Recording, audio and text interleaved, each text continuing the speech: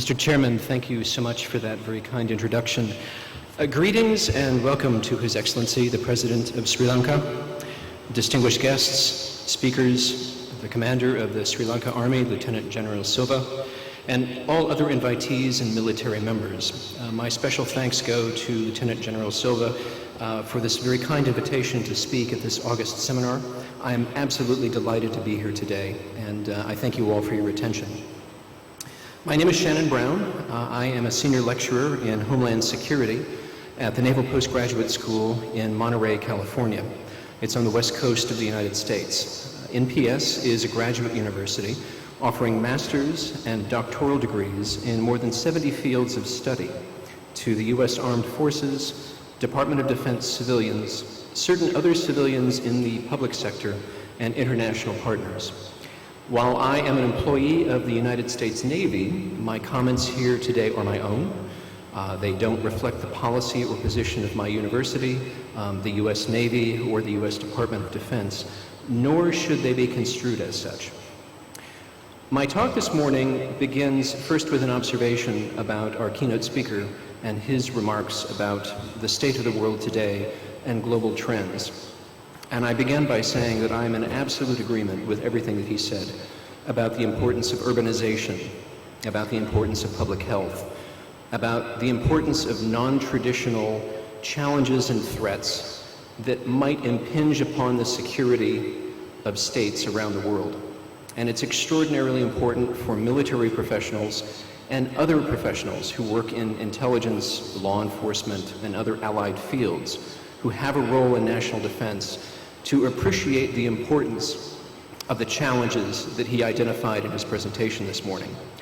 My talk this morning is going to begin with the premise that the global security landscape today is best understood as an environment wherein state sovereignty is being challenged by a variety of actors using both established and innovative techniques, and that, in fact, the greatest strategic challenge faced by any state and by the men and women who comprise governing institutions and defense and security establishments of states is protecting legitimacy, the integrity, and ultimately the sovereignty of the state from individuals who seek to undermine or destroy these vital elements of the state.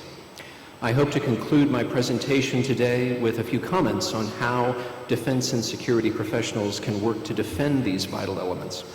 My perspective on these matters is based on my own work with Homeland Security professionals at the Naval Postgraduate School and my many years working in joint professional military education as a member of the faculty of the National Defense University in Washington, D.C., as well as research that I have been conducting for many years on the forces that seek to undermine state sovereignty.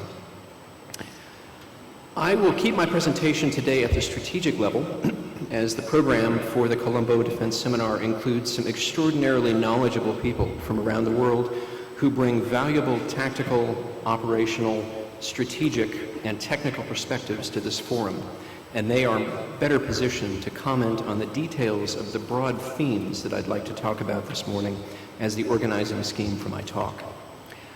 I believe that there are four overarching challenges faced by the international community today. The first of these is ongoing conventional warfare. The second is humanitarian and disaster relief operations, some prompted by environmental conditions, others the result of armed conflict or state failure. The third is the fusion of terrorism with civil war. And the fourth is what I'm calling frontier threats, a kind of catch-all category.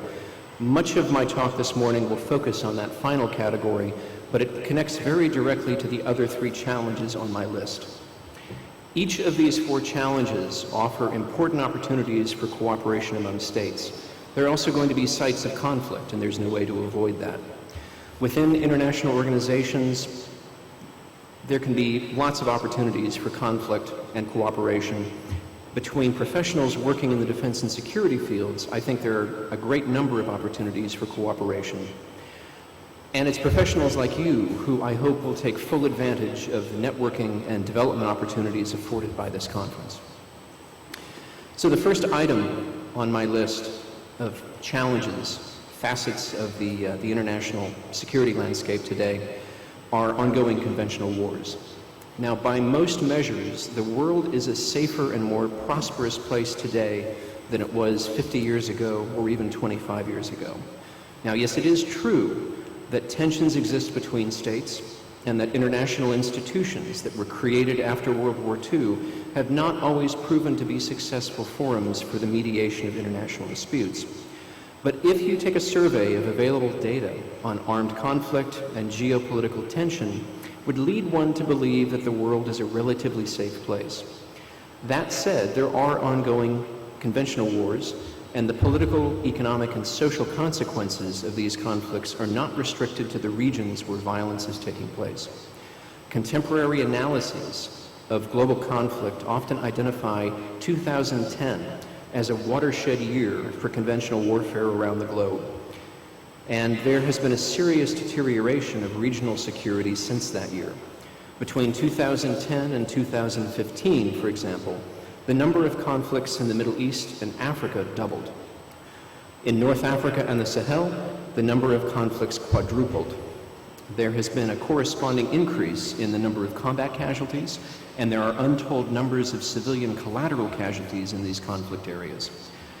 This is one important area where I think states need to acknowledge that they may have conflict, but there are many opportunities for cooperation to try to resolve these disputes.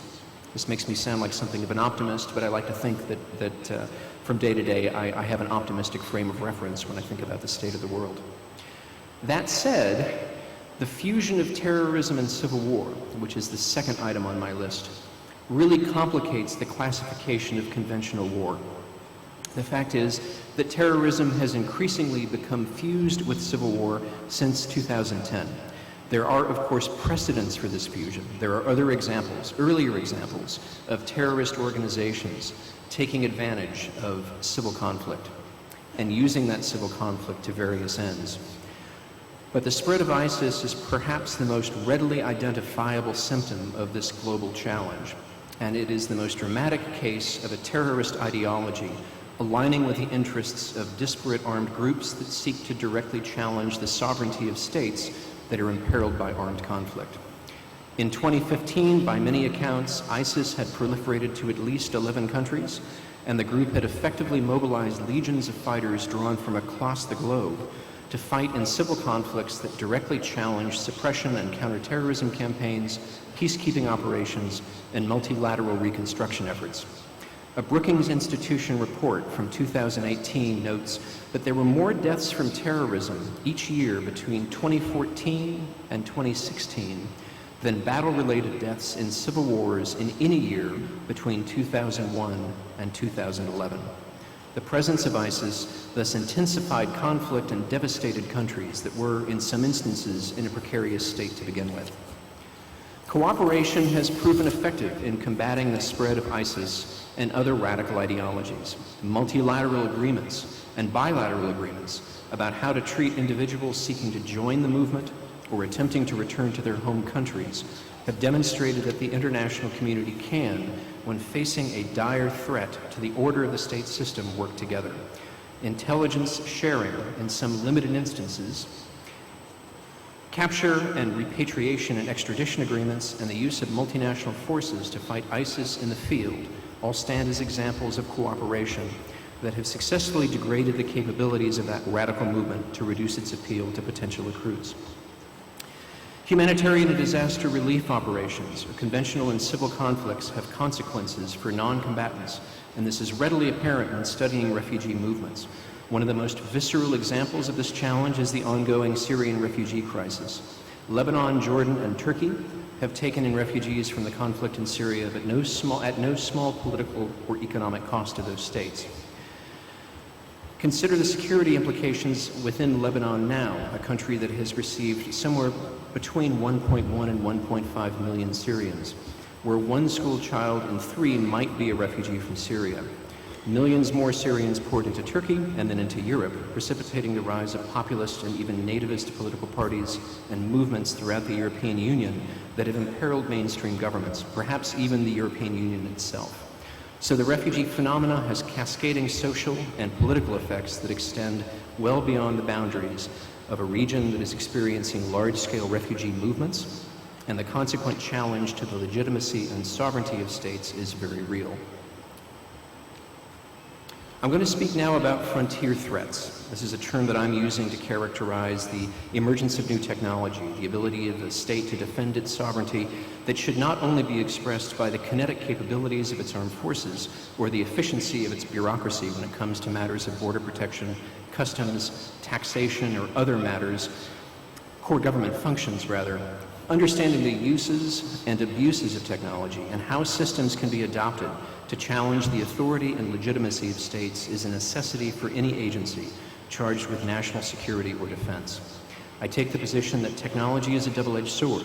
It can promote or create new capabilities while also creating new kinds of vulnerability, and that the frontier threat problem, my fourth challenge category, perfectly expresses this tension. The first of these frontier threats is artificial intelligence. In the interest of saving time, I'll only say that the jury is out on how artificial intelligence will be used in the years to come by intelligence services, by militaries, by governments.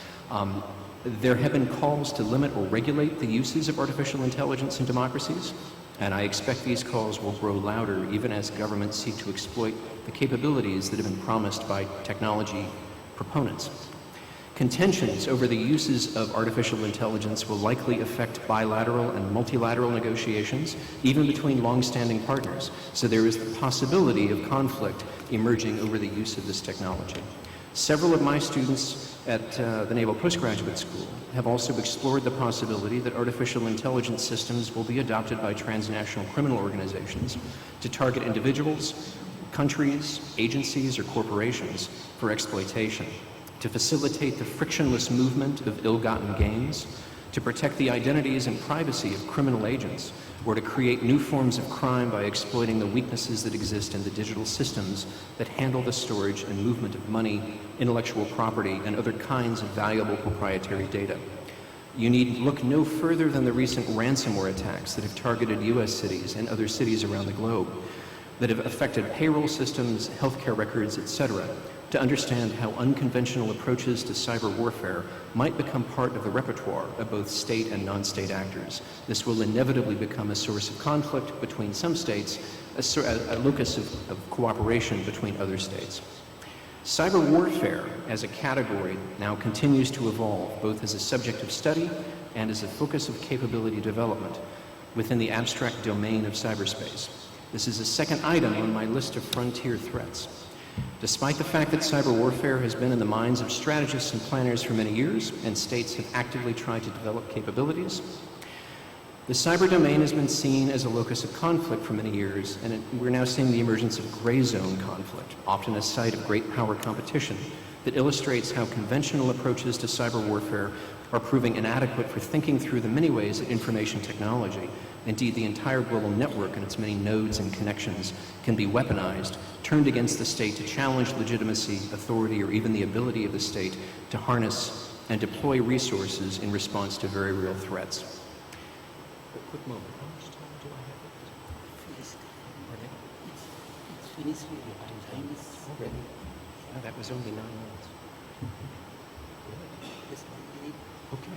Now let me wrap up here very quickly. My apologies. So I'd like you to take away one thing from my presentation today, and it's the notion that we're living in an area when pseudo-reality informs the beliefs and actions of people who were influenced by what they see on the internet. And this has serious implications for strategists, for people working in the military, for law enforcement agents, for people working in the intelligence community. There are people who learn about the world from social media, but who might not use critical thinking to evaluate what's been presented to them. They're targeted by sophisticated agents of influence who manipulate their emotions and behaviors, and in most extreme instances radicalize them to take violent action against their fellow countrymen or travel to fight abroad. They can be inspired to mobilize against their own government, in nonviolent protest, or in preparation for violence against the state. And it's imperative that military professionals understand this pseudo-reality challenge. So I thank you for your time today.